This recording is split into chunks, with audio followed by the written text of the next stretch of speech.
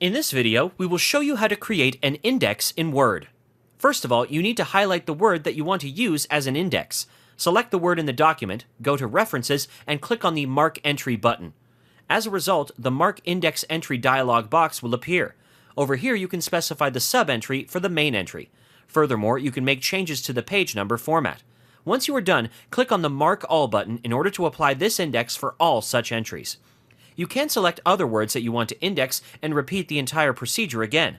This dialog box doesn't close so that you can mark multiple index entries easily. Once you're done, click on the Close button in order to close the dialog box. Now go to the very bottom of the document and click on the Insert Index button available under the References tab. In this index window, you can change the format of the index. For the purpose of this tutorial, we will select the Classic format. You can also increase or decrease the number of columns you want to see the index in. Once you have made the changes, click on the OK button in order to apply them. In this manner, you can create an index in Microsoft Word.